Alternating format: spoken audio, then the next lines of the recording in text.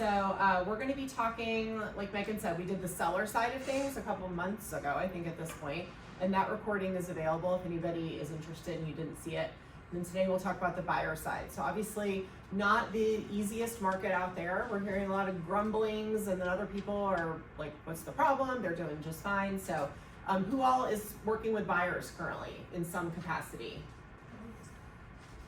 2, 3, 4. Okay. What are the main, if any, what are the main kind of challenges that you're seeing, or what are the main just kind of common denominators that you're seeing right now as far as the environment for working with buyers? I mean, I think they're more picky condition-wise. Okay. It's something where it's something, if it needs work, it has to be heavily discounted. So they don't want to compromise, right? Okay, why do you think that is? Cost.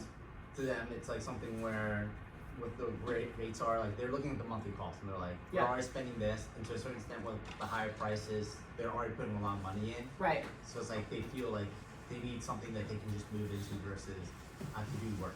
Right, yeah, so they're really keeping an eye on their bottom line. Mm-hmm. Okay, who else? Yeah, I mean, I think speaking of condition, I think sometimes there's a lot of buyers right now that have conditions that need to be removed, like their lease isn't up for a while, and they're not willing to break it.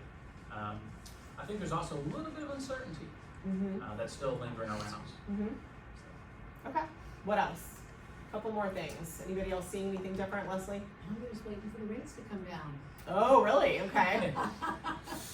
And uncertainty about that too. So. Uncertainty, yeah. So a lot of buyer hesitancy. I'm not an agent, but I can see also it's been a seller's market for so long, so now that buyers feel a little bit more in control, they feel like they don't need to go through so many hoops to try and like submit their best offer. Okay. Got it. Welcome. And so then real quick, what are you guys seeing, because it affects buyers, how are the sellers reacting to all of this? Are the sellers taking it? Are they pushing back? What are you guys seeing from the sellers right now? I mean, some of them understand, and then others are. I mean, it's like one of those like. Yes, mixed bag. Mixed bag. 100%. So going into it with the buyer, it's really hard for us to advise them on how the seller is going to be because we literally do not know. It's just like how we don't know how the agent is going to be on the other side of the transaction unless we worked with them before. And so you're kind of blind right now, right? We could have a super reasonable seller who gets it, like you said, or we could have that seller like I've only get recently that is just completely unrealistic, living back 2-3 years ago, and they're just not budging on anything, right? So it's been difficult to get a meeting of the minds, I'm gonna say. So, all right, great, thank you for sharing. All right, so we will start out with talking about speed to lead, a term that team leaders everywhere shudder over. This is so important, yet it just seems to be so difficult to make this happen. So every minute counts. So a lot of this you guys have already heard, and it's reminders, and then some newer agents might have not heard this, about the importance of this. So the likelihood of connecting with a lead increases by 100 times if you respond within the first 5 minutes compared to waiting for 30 minutes. And this is really hard because are most of us just sitting around staring at our phones waiting for the lead to come in so we can call them right away? Not necessarily. So a lot of this is our time management.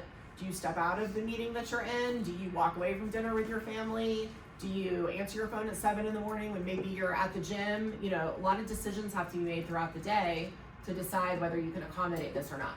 78% of leads are going to convert with the agent who responds first. So if a lead comes in at 6 o'clock at night and you're not calling them until the next morning, you're wasting your time, probably. It's probably too late at this point.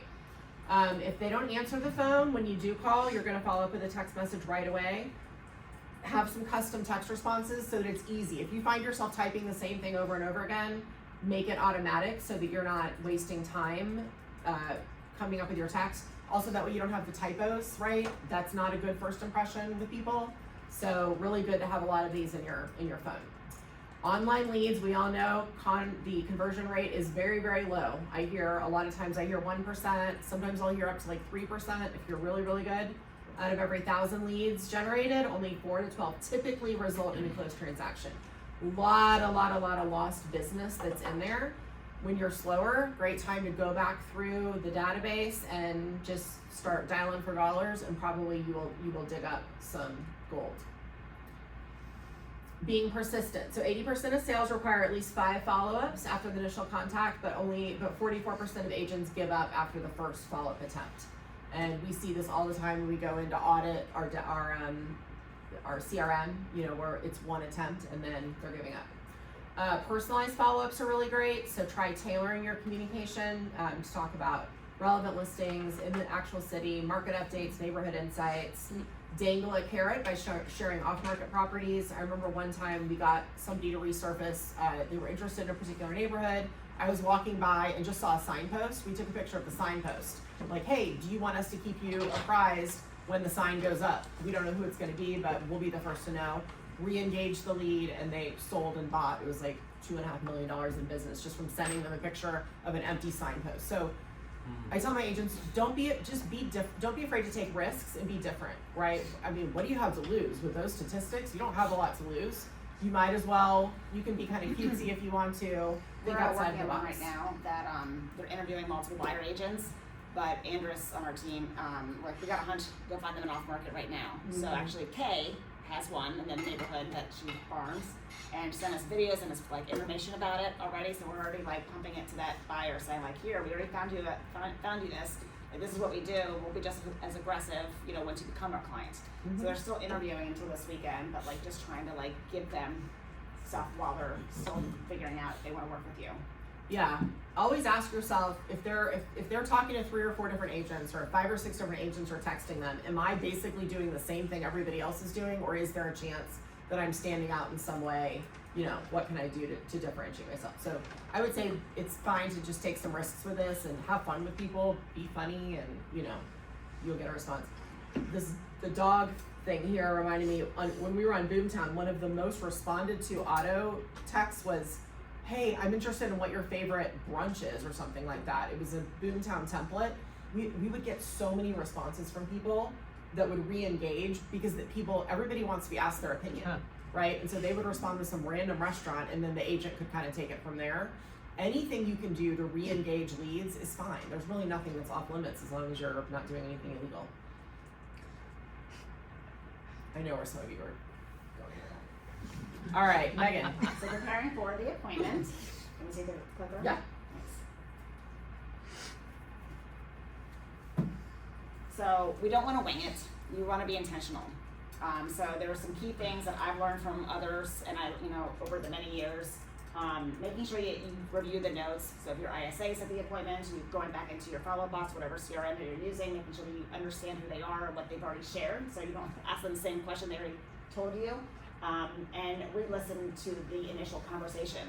So ours records all the calls. Hopefully yours does too. So you want to make sure you're not missing anything. If you should be very familiar with the buyer presentation that you're using, so that way you are very comfortable when you are actually presenting it. And then studying the market. So we all know there's mini markets, and if you were going in there and they knew about a property that you didn't. So seeing what's active, what's under contract, what's recently closed, that'll take you 5 minutes to do before meeting them. And then understanding what their financing might be, checking the rates, and then off-market properties, we'll talk about that more. And then, so the other thing you can do before you meet them is call the other agents, that have had sales in the last 12 months and ask them if they have anything coming soon. If you show up with that information of like, oh, I actually know when that's coming in the markets, I've got a good relationship with this agent, they'll be like, oh my gosh, tell me, like, well, let's assuming that you already work with them, then you can. But if you're just meeting them, I guess if you're showing properties, then you have to have that buyer agreement. But you're really trying to find the secret listings. Obviously, our EXP office exclusives, agent and vendor relationships. So even agents in here in our Fast Forward Move-In group, who do you know that might be selling something in this neighborhood? Our Facebook groups, the MLS, obviously expired cancels, going to them, seeing if anything hasn't sold, and also rentals. People don't always use rentals as an option for properties that could sell, but if you go back a year or 2 or 3 and see what rented, we know that is likely coming up. That's going to be, the lease will be up. So would they be interested in selling? I've sold a couple of properties doing this years ago.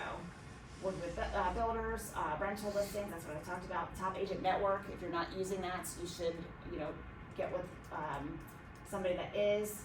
Your database, including your past clients and your sphere of influence, to see if they know somebody. So I've actually, we reach out to our past client, like, hey, do you know anybody in your neighborhood, right? So that way they're like, oh yeah, and they're like they're so excited to help you if you had a good experience with them before. Door knocking, I know this is painful for people. I'm one of those people, I can't do it. But if you are aggressive and you are really hunting for a property, it's a way. I know people have been successful, and then circle dialing, getting numbers of neighbors. One other one I'll add on to that is one time I was desperate to find a home for somebody, and I put a post on Nextdoor, and that was how I found it. So I got a bunch of responses. I don't know if technically you're supposed to do that, but I got a bunch of responses from people, and then one of them did work out.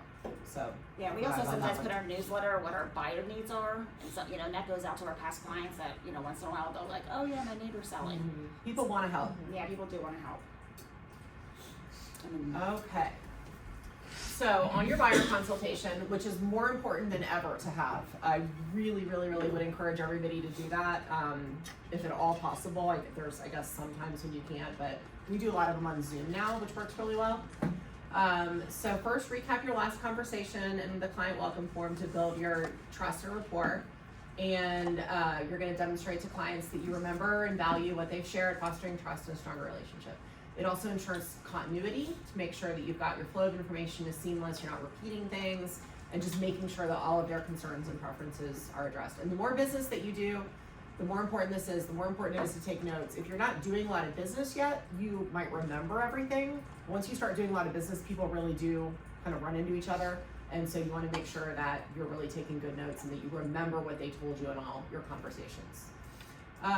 It also makes you look like the professional versus someone else who's not doing this. So you always have to think, okay, if my competition's doing one of these, I need to also be, because otherwise they're probably going to go with that other person. And always ask them anything else that's important to you about your home search experience. All right, so then you're going to go over the wish list. So the last question that you asked is going to lead into this deeper conversation. So Megan's team uses this dream home wish list, which I'm sure she's happy to share. You can certainly customize your own, but it just kind of helps clients to articulate specific needs and desires. But this is really where your value is going to come through, asking a lot of questions. It also just makes you look good because they really feel like you're actually listening to them when you ask really specific questions about things beyond the basics. I'll tell you, we actually have a homework assignment that sometimes we use when there's a husband and wife or partners that are not agreeing.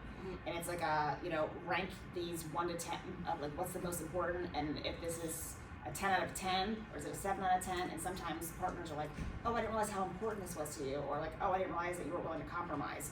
So that's been a good exercise, because it is hard to find somebody a property when they are on opposite sides of what they want. So that's been a really good thing that I'm happy to share that with you guys too.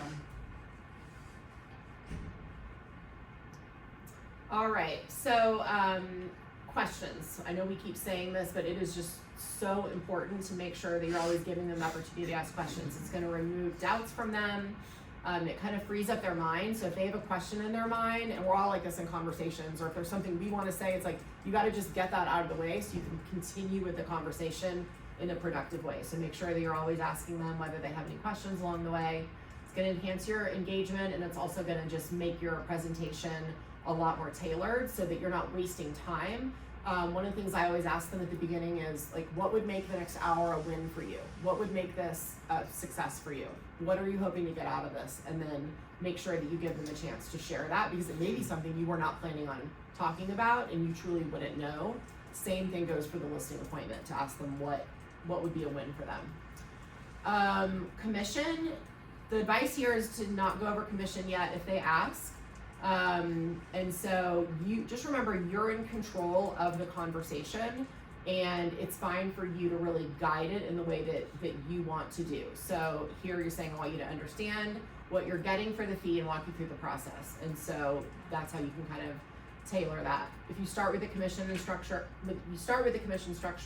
then clients might focus on that, and instead you really want them to listen to you as you're talking about the benefits. If you show the value first, then it's really going to help mitigate those objections. Same with a list. It's the same reason why when sellers call us to set up a listing appointment, we're not usually wanting to quote them commission over the phone before we get the appointment. So it's the same thought there.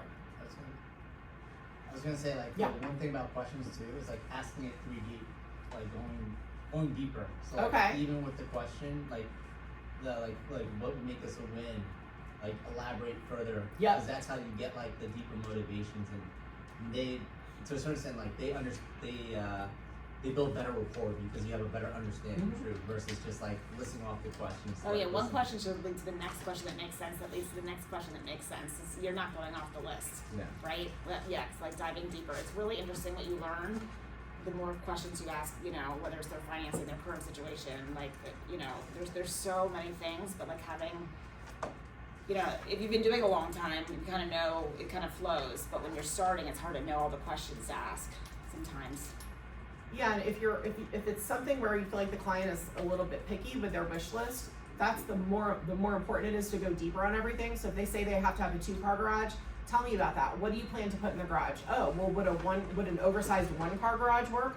Would a 1-car garage with a shed work? Like, I'll see new agents that are they stop it when the person says I need a 2-car garage. They're entering their MLS search up for that. You could be leaving tons of great properties on the table because you didn't actually ask them what is important to you about that. If they say they need 4 bedrooms, talk to me about who's going to be in each bedroom. Oh, well, 2 of them are offices. Okay, well, we all know that there could be a house listed in MLS as 3 bedrooms that could actually work for them. They want a big yard. Do they want a big yard or do they just want privacy? Go, like you said, go 3 deep on every question so that you truly understand. And that's what's showing your value, is really understanding why they're saying that they need certain things. All right, Nugget. Is that 4? No, that's 4. Oh, here, I'll do this one. Okay. So, again, we kind of already talked about this. Megan talked about couples doing it separately, getting pre-qualified. Do they need to sell first? Obviously, that's like a huge part of this whole picture. We're definitely seeing a lot more has anybody got a home sale contingency accepted recently? I've gotten a few. So we're definitely seeing more home sale contingencies being accepted. So, that's something where if they do need to sell first, then that could work for you. But obviously also knowing what all of their options are, what lender they're working with. Give anecdotes about reasons why your past clients may have regretted, not working with a local lender. So we all have anecdotal evidence of, it's always Saturday night, it's always Sunday morning, and talking to them about why it's so important to be able to get in touch with the lender at that particular time, why they need to be able to be willing to call the listing agent and have that conversation about financing, talking about what they might be willing to waive, what contingencies they need. One other thing on this is recasting loans. Show of hands, like who knows what recasting a loan is? Okay, almost about half the room. So that's a really key one that it comes up in conversation when you're talking with a client that or a prospect that has a property to sell and they're going to buy, and it's like that, chicken or the egg. And when you share what a recasting a loan is, that you can actually go buy a property and then once you sell, recast that loan with the equity that you have. So you're putting that down as if you had it in the first place. They're like, oh wait, what? So make sure you know what that is because it will open up a lot of options for that buyer, and you just solved a huge problem for them. And it only costs like $300, so that lenders don't tell you that because there's no money in it. But it's a huge problem solver when people are buying and selling at the same time, and they wanted the equity out of it. They don't realize that's an option. So that's a really key thing that if you share that, it can be a game changer, and you've built their trust. So, what are you going to do versus other agents? Hopefully you've got you're already doing these things for them. You're solving their problems, asking their questions. You want to have success stories, whether it's yours or your teammates or somebody, like this is what we do. So when you have, solving other people's problems and you can share that, helps them relate to you, that what you can do for them.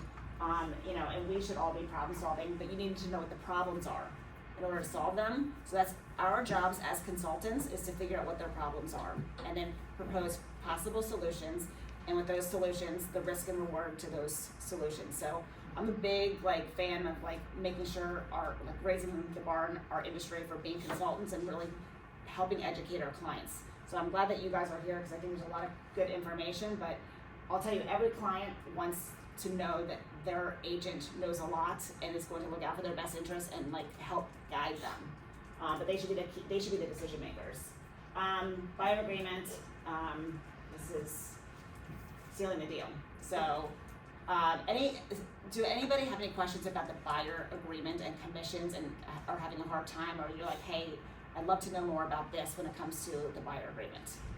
Is there anything? One thing I'll say, and I'm curious if anyone else has noticed this, I've noticed more and more buyers since the commission lawsuit bringing up the buyer agreement before I do. Has anybody noticed that, just as a trend, that people are doing that more because they're more educated? Whereas in the past, nobody was asking me, well, when do we need to sign an agreement? Now they're the ones bringing it up, which is really nice. And I would say, like, when you're talking about it, if you talk about it with confidence, and this is what we do, and it's not like this, like, oh, well, yeah, we do get 2.5%, and here's the agreement. You know, you really want to come at it with a, like, here's how our business works, here's my fee, here's how it goes in the sales contract, you know, and this is how we work, right? When you say it with confidence that they really want that, and they're like, okay.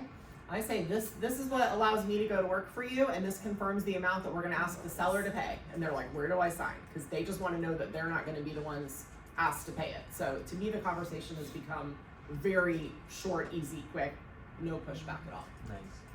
You're always ending a meeting with, you know, scheduling the next meeting, and then all the things that we have a follow-up with, like, you know, a high note and giving them more information after the appointment, trying to schedule the next one, setting them for searches. We have a lot of information, so I'm gonna kind of fly through this. We have more, since we're already at halfway. Megan, let me ask you real quick though, because I think Leslie or somebody brought up buyers who have this like long time horizon, or they're in a lease for another 6 months or whatever. How do you handle the people that aren't necessarily ready to get out there the next day and start looking? Do you try to convince them to buy sooner, or just set yourself up with reminders? No, I would say, well, let's go out there and see, because when the right property hits, you want to know. And if you walked into the right property and haven't seen anything, you're not going to know that's the right property. Yes. So yes, nobody wants a year-long client, but like that's the way it goes sometimes. If the property that they walk into, then sometimes they buy a lot sooner. But you want them to be educated. I don't think people should be like, I don't want to help this person because they're 6 months or a year out. Like, that's all right, but our job is to help them, you know. And now, if it gets to a point where they're just like liking to see properties and don't think they're ever going to buy, then you have to have a different conversation. But the conversation should go like, what happens if you find the property, you know, 3 months in advance?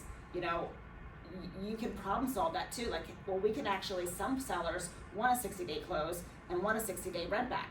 So now you're 4 months out, you know, so there's properties like that, or we can negotiate that for you. So let's start looking now, because you also need to, you know, create that connection, get them to sign the agreement, get them to be your client. And we all know that sometimes buyers buy a lot sooner than they anticipate. They get tired of looking. And now with the market softening, say their rent is $3,000 a month. Oh, well, what if we could negotiate for the seller to give you a $3,000 credit on the contract? Yeah. Would that help you? Oh, I didn't know I could do that. Absolutely. Let's see what we can do, you know? Yeah, getting that seller credit to cover those months. You can call it whatever you want. Jen? Yeah, so I think you have to identify if the client is dealing with a condition that you can't remove. Say that again? Okay. Condition that you can't remove. So like they say, hey, like classic is PCS, right? Yeah. Hey, I'm gonna buy in the summertime, but I need my PCS orders in place to buy. Right. You can't remove that. No. Right, so that you have to kind of, you know, plan your follow-up based on that. You have to respect that. Yes. Sometimes they need to get divorced, and the divorce needs to be finalized. You can't remove that condition. Right. It's gonna take them 7 months. So you have to, you know, honor them. Maybe take them out a couple of times and, you know, get to know them, but have a different set of plan to follow up in order to, you know, help them. And I would say, if they're like 7 months out and they can't do anything, you still want them to be educated. So in that case, I would say, hey, how about this? You should go to as many open houses as you possibly can. But when that really hot one hits that you're like, oh my gosh, if I were ready, I would buy this one, it's likely gonna go fast. So call me, I'll get you in there before it goes off the market and you don't even get to see it at the open house. So that way you're engaging on the hot ones to keep engaged and see them temporarily, or, you know, less than showing them every week. Let them go to open houses. And you'll have the buyer agreement.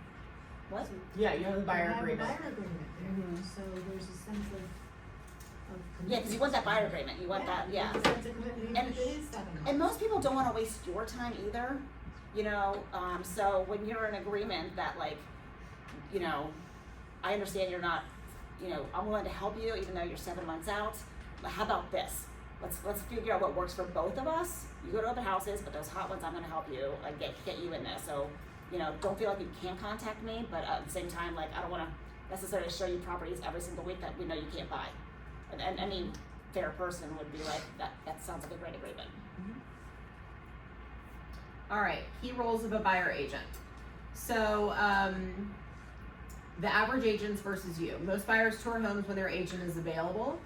Most buyers wait for an open house instead of asking their agent for a private showing. You know, again, data shows that most homes sell in the first weekend, so we're gonna arrange private showings for you to get ahead of the competition. Most offers are written with no insider intel.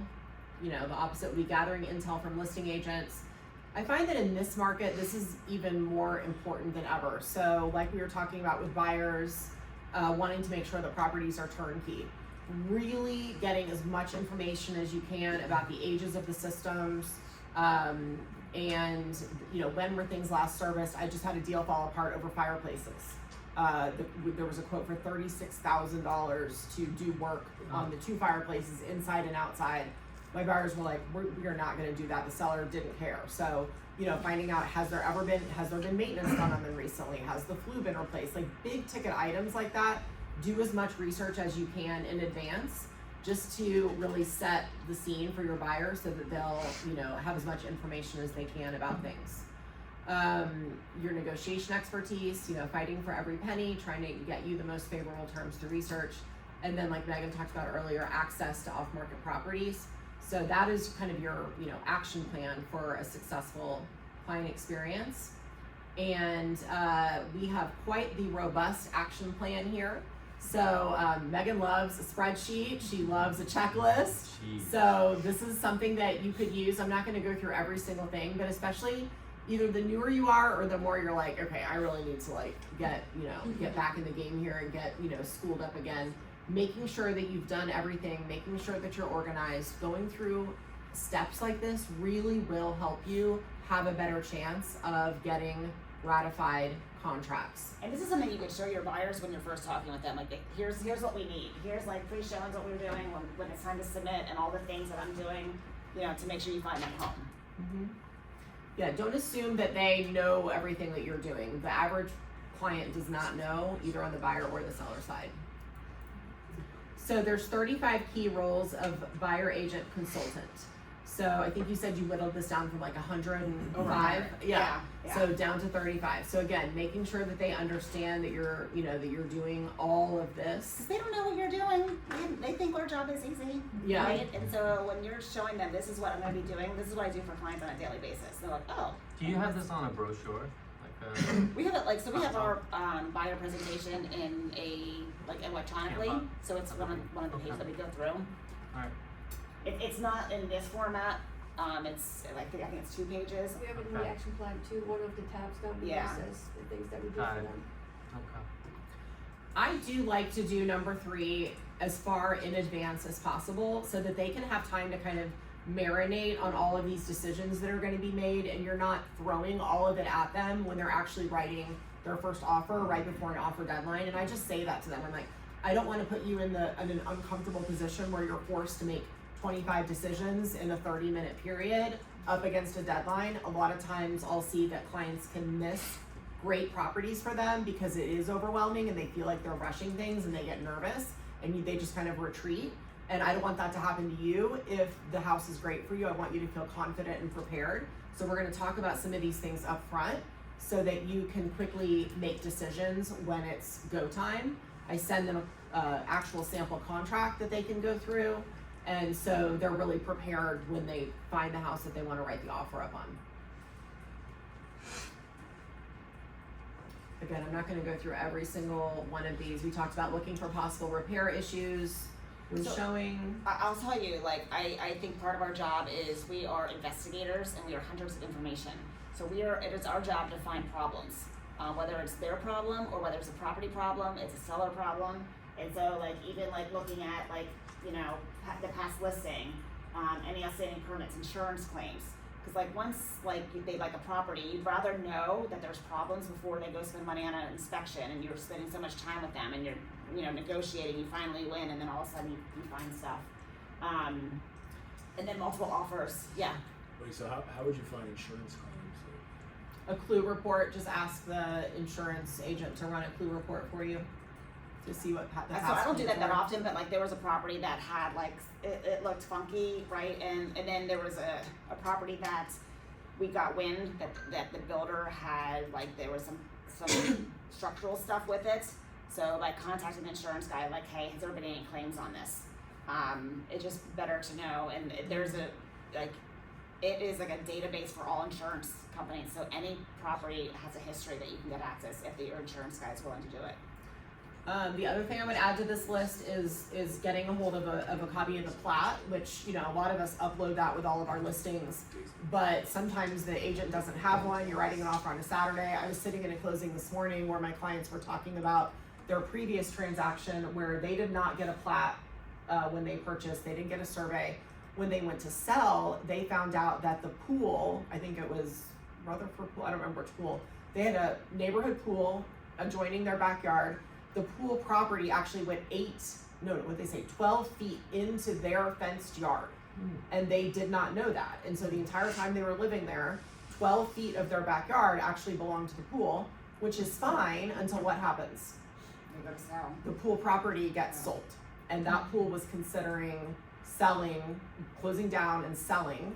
And so their buyer demanded $4,000 from them in order to close. And so they had to pay their buyer $4,000. If they had gotten a plat, they would have seen that, right? Of course, if they had gotten a survey. So I do like to get plats up front. RVA just emails Fairfax County and gets the plat very quickly. Yeah, that's a thing now, which we just figured out this past year that you can get it yourself.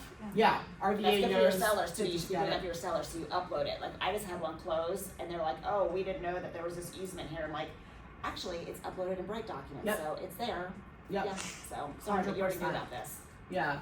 So like Megan said, we're the detectives. We need to be the ones thinking about all of these things. And like with permits, we don't necessarily need to be the one researching them, but we need to tell the client, hey, if this is important to you, like I have a inspection today on a flip, and I told my buyers, I don't think they pulled any permits. If it's important to you, you need to tell me that now. You need to call the county and talk to them about this. Here's the phone number, but this is a decision that only you can make. All I can say is that it's super common. And, you know, it doesn't mean that that they did a bad job, but it's just a thing, and only you can tell me whether that's something that is important to you. And they ended up deciding it wasn't important to them as long as they could get a home inspection. They weren't worried about it. Let's see. Yep. Let me just see. if Okay, there's research anything listing here. agent sales history. This is so Oh, yeah. important that every time we have a buyer that wants to rent a property, I make sure that they are looking at the listing agent sales history. What are their sales trends? Do they average 88%? There's a realtor in McLean, that's her average, 88%. And then we offer online that the guy's listing agent, it was 107%. So what's that telling us? Like, you know, it's a psychology of what they're advising their sellers and what their expectations are. So, and do they tend to do price drops every 30 days? So when you're seeing the sales trends of what's happening, you know, you look at the past year, like this is their consistency, and it's really interesting to see. This is critical information, so you are knowing, you know, what their expectations are. Yeah, I mean, you could be writing an offer and you could call the agent to tell them that you're sending it and say, I know that you normally do price drops at 30 days. We're at 20, since you're at 29 days, we decided to, you know, we calculated it and here's what we're coming in at. And they're I like, should never called them out on that, but. why not? Yeah, I mean, I hear you, I you know, agree. it's true. Yeah. Love it. I know what you're wearing right now. Okay, So I'll just yeah. say, you know, when we're consultants, right, so we are not the decision makers. So when we're consulting them and you're like, okay, if you offer this price with these terms, probably 80% chance that they're gonna accept it. If you offer this price in these terms, like 50-50, or even this, there's a 20% chance you're gonna be rejected, right? And buyers will be like, that's okay, like, I don't love this property, but if I get it the right price, Yeah, I understand. So that way they're not blaming you when they lose, and you're educating them on their options. Like, I always push I will not make the decision. They're like, well, what do you think I should do? I'm like, I'm not you. It's not my money. Here's the options. Here's the risk and reward with those. What do you want to do? So I really encourage you guys to educate them on those options. So no matter what, they take the power of it, and then you're not blamed for however it turns out. Or you can take the credit when they win. But how do you, I see now on Zillow whatnot where they're saying like, oh, if you do a offer within this range, you have like a 25% chance of winning, all that. Yeah. How are you, quote, predicting those odds? Sure, telling them like, because you still know what sellers are going to do. And we don't even know what our seller clients are going to do. I know we've gotten to that. We have so much more content here. We're talking a lot. So Okay. So I'll tell you, it's all the little pieces of the puzzle of critical information. The listing agent sales history, what are they expecting? Yeah. You need to call that listing agent. How many offers do they have in hand? When are they going to be submitted? Or when are they going to be reviewing and responding? What's the comps showing you? So if like you know that this agent has 107% and they have 6 contracts in hand, it's very different than the properties that's been sitting for 60 days, right? And has, you know, they're an overpricer. So when you're consulting the buyer, like, hey, this is a hot property, like, you know, and you built their trust, and you tell them like you're gonna have to like pay 50 to 100 to maybe 200,000 over. They're gonna believe you because you've built that trust with them, and then they'll do it because you've given them the information, right? Like this agent, like remember last time you lost, and I told you it was overpriced, and you know you were okay losing. This is the time where, and this happened. Like I've had a couple where we've written sight unseen because we knew it was a hot listing, and we knew it would go really fast. And they were very nervous about it, but it's like, well, the price of admission is a sales contract and a contingency to protect you, and you know, and the price of a home inspection, right? So, I mean, it depends upon the situation. It depends on the buyer, their interest in it. Depends upon all the critical information about the comps, the listing agent, how many contracts. So it really varies. Does that answer your question? Ish. Yeah, I see the, yeah. I think I It's understand. experience. Like I can almost always tell my client what percentage chance they have of an offer getting accepted. Almost always. And it's almost all, I'm very rarely shocked if we win a contract. I usually know we're gonna win it, or I've told them I think you have like a 25% chance, and then they'll be like, oh my gosh, what do I need to change? And then I'll explain It helps to them. manage your expectations, and you know, a 25% chance still means that there's a 75% chance, and there's a chance either way. So no matter how it plays out, you're not wrong. Yeah. Even if your percentages aren't exact, Yeah. Okay. it's a ballpark. It's Yeah. a gut. It's your information that you're preparing them. You're preparing them for the potential outcome, so they can make a better decision. I think we do that. We just do it in a different language, but Okay. same idea to get it. Yeah. And the other thing that I do is I often will tell people, think about your future self when you just found out the news that you want it. Or you if you just lost it by $5,000 Yeah, and by situation, $5,000 or how would you $20,000? feel? And they're How like, would you oh, we feel feel? really crappy. And now let's put that Yeah. in time to the present day. Now we can make a better decision of how we're gonna, you know, be presenting. I call it the they can have it number. So what is the number at which the other person can have it? Exactly. Like, what is your number? Yeah. And anything below that we can offer up to, but then there's a number at which they can have it. Yeah. Good for them. You know. Were you gonna say something? A little bit? So for me, the percentage, just put yourself on the listing side. So when you on the listing side, you got multiple offers. Like you could tell, okay, this one too low, this one, okay, these 2, 3 maybe contenders. You can drive from there. Okay. I think we pretty much talked about all of this. These are really key things. Wait. Yeah, I think. Okay. Megan, do you have that? You can like just. Yeah. We'll We'll give you 15 because we started 5 Here you go. minutes. Okay. This is your, Oh, okay, so this is kind of going back a little bit. I feel like this is not as critical as some of the things that we're talking about. So well, yeah. I like the worst to best, and Okay, yes, you know. okay. Bring So- coffee. Yeah, so this is like, especially when you're meeting new people, like definitely show them the crappiest one first, because like you don't want to show them the best one because of their expectations, and now everything else is like terrible in comparison to that. So you gotta go the other way. If it's a hot listing, making sure to call the agency if they have any contracts, because if they do, then you're calling your partner and saying like, hey, dropped a contract, you know, and so we can move really fast. Like we've literally like gotten ratified, and 30 minutes later, another buyer offered 50,000 more. Like speed to lead. Yeah. is So I have speed a to- showing tomorrow at noon. It's the first property I've shown them. Number one, I'm looking for one other house to show them so that they can compare it to something, right? Because I want them to love this other one even more. And second of all, I already have their offer written, and I don't care if they don't end up writing an offer, it's fine. But I have my VA do their buyer agreement and write an offer. Of course, I don't know the price yet, but I just wanna have it ready so that Megan said, I can pull out my laptop at the house, finish it up, have them, you know, sign it. I already have the pre-approval letter. We literally can submit within an hour of our showing tomorrow if needed. I'm not going back to my house and then starting the process. That's a disservice to your client if it's a house that they're really excited about. Okay, a couple key points here is always look for inspection issues. This is like water in the basement, cracks, like that is our job to hunt for problems. You don't want your client buying a lemon, and like if you haven't been to many home inspections, go volunteer to like shadow. So I have one at 2 today if anybody wants to go with me.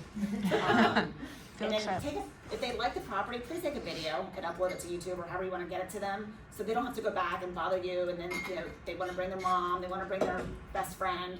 Like send them the video. That way it saves you time and them. And try to get both parties there. And then schedule the next meeting to keep the momentum going. Make them feel like they're your only client. These are coming back to like researching the property. So one good thing is to tell them you need to rank properties 1 to 7. 7's a unicorn. You're not going to find it. It's going to be very rare you're going to find it. So if it's a 5 or a 6, we should be talking about a contract. I'll start doing my research on the comps, the listing agent, sales history, drafting a contract, and doing all the things necessary to take the next step. And then ready for an offer. There's a lot of key stuff in here. Am I doing this one? As soon as you can, contact the listing agent to see if the property is fully available. Like as soon as they have any amount of interest, you've got to ask that question so that you don't miss it. So ask them, when will your seller respond? Get them to tell you.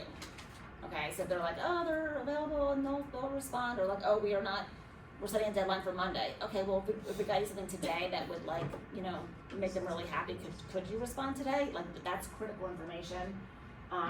One of our things that we've done is a signing bonus that is sometimes confuses agents, but it's also helped us win. Some of you may have heard me say this.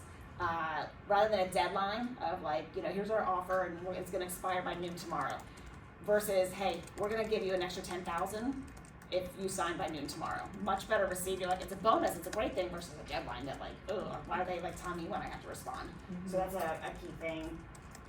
If they are definitely not going to, like, the agent's like, we're not reviewing anything until Monday, then you might want to be the last one in to see if you're up against 2 or 10 or 0.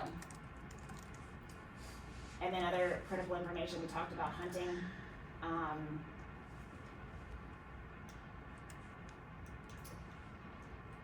There's a lot that goes into pricing and figuring out. When you have a scenario where they're like, okay, deadline is Tuesday at 12, do you ever try to submit an offer, like a really good offer? Like, heck yeah. You do it. I don't listen to other people's rules. I can do whatever I want, right? And then they can decide if they want to respond. And they just resubmit. Well, that's where you could do the bonus. Yeah, you do the bonus. You don't have to resubmit. That's the nice thing. It's like it doesn't expire, but my bonus expires, right? And so yeah, it's like, hey, it's up to you. If they're not interested, that's fine. And then they're like, oh, they are interested. Okay, great, let's do this. Yeah. So but you have to prepare the buyer. Like, it's all about managing expectations from both sides, right? Like you tell the buyer, like, okay, we're gonna submit, but they're not going to be like reviewing until Tuesday. So you have to be patient. And then the flip side, you're like, hey, my buyer's about to go offer on this other property if you guys don't respond because they like this one, they like them both, but we're offering yours first. And then it puts that listing agent and seller in a position of, oh snap, we've got this really great contract, but we might miss out on them, so they might actually respond and accept the offer prior to when they were going to. Like I had a client that they said Monday, and I told them, like, we don't have to listen to their deadline. We can submit whenever we want. And they dragged their feet. Well, that Saturday, that agent calls me. He's like, hey, Megan, we got a really great contract, and we're going to be, like, deciding by 5 p.m. if you want to, like, get it in. I know I told you Monday, sorry. I'm like, that's okay, I get it. And I told the buyers that they weren't ready. It was kind of early in their search. They're the ones that actually ended up writing sight unseen because they had been educated on the market and what happens when they compete. So you could also write the offer, have it completely ready to submit, and tell the agent that. Say, hey, I just want you to know I have it ready. It's in my drafts. My client asked me to wait to submit till the deadline, but if you get something beforehand, tell me and I'll hit send and you'll have mine too. So that you don't with miss the listing out. agent, I talked about this. Their sales history. Are they a newbie? Do they have a lot of history? It's really good insight of who you're working with because I can kind of strong arm it a little bit, or like help them if they're a new agent and help guide them, and good relationships. So sometimes we're the favor bank. Like we're in a small industry that like we come and go with each other, right? So if I've got 2 agents and I have this one that's like a professional pleasure, I know them and I might help them a little bit more. So it's a huge thing. So if you don't know that agent, try to find somebody that does. Go back to their sales and see who was the buyer agent on their last 20 deals and who do you know in that 20. Like, hey, can you put a good word in for me? It's like it's crazy how it helped. Like I had one, I helped a friend buy a house at Lake Anna.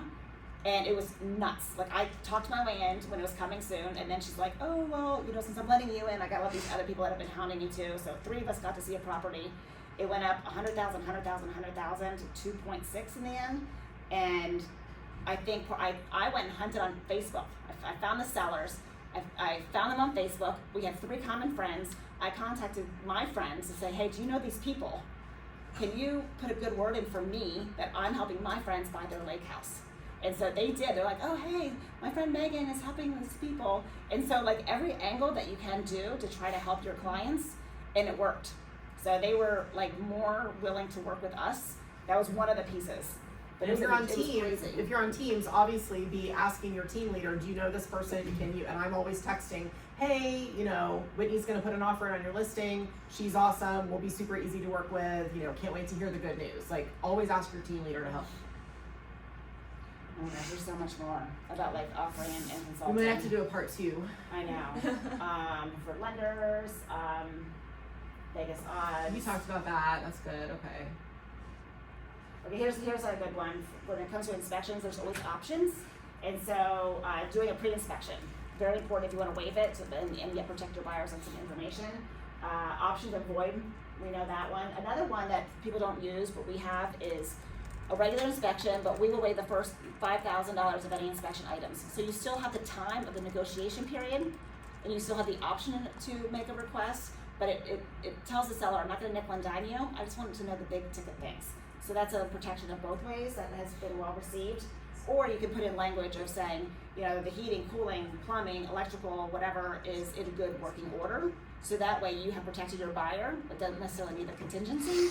So you just have to explain these to your buyer, and so they understand what their risks are and what kind of protection that they're getting. And with the pre-inspection, part of your job as an agent is to have relationships with enough inspectors where you can find somebody. You don't want to be that person who's like, "I can't find anybody for 4 days." Like, no, you need to figure it out. You need to know who to call, who to text on the Sunday, who's happy to do it for you because they like you and they know that you're fair and all of those things. Like that is literally your job, is to know those people.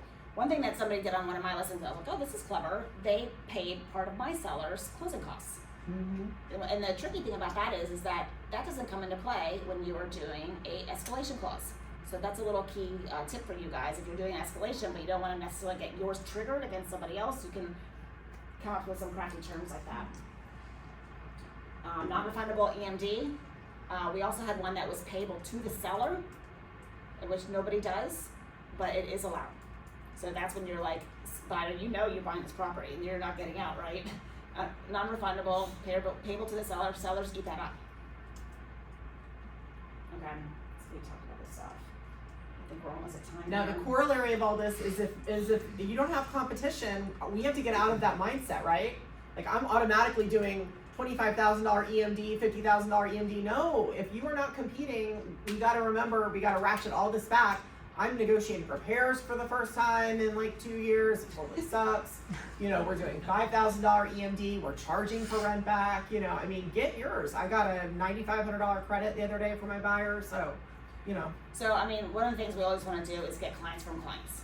So it's really important after you've closed the deal to some things to, a personalized closing gift, making sure they're in their CRM, inviting them to things, holiday touch points, all the things that they remember you, so they come back to you in 5 to 10 years, and then they're referring you in that time too.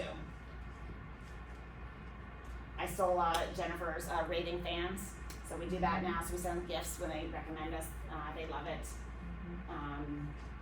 So yeah, just sending them all kinds of stuff. That's pretty much right. Look at us. Yeah. Woo.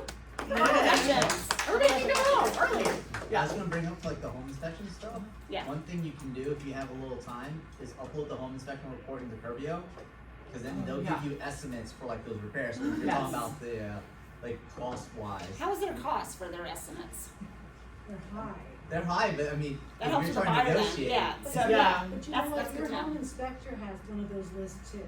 Okay. Normally, Yeah. like mine does. Yeah. Pillar code, they have the breakdown of what things cost that they include in their home inspection package. So if he's saying this is on the obsolescence end, this is, budget to replace, they know how much that's gonna be. Yeah. Yeah, but when you're showing houses, like almost every house, I tell them, the inspector is gonna say this is at the end of its useful life. The inspector is gonna say this is at the end of its useful life. Right. The inspector is gonna say you need to do this. They're gonna say you need to do this. And then at the home inspection, the buyer's like, wow, like I already knew about 80% of these things. And you're like, yeah, we're looking for the 20% that we had no way of knowing about. Because I'm not gonna go up in the attic necessarily at a showing. I'm not gonna look up the chimney flue, things like that. But you should be able to identify a lot of it. So like Yeah, Megan so said, go to inspections. If you haven't been to at least 30 or 40, find somebody to go with. Yeah, I mean, it's,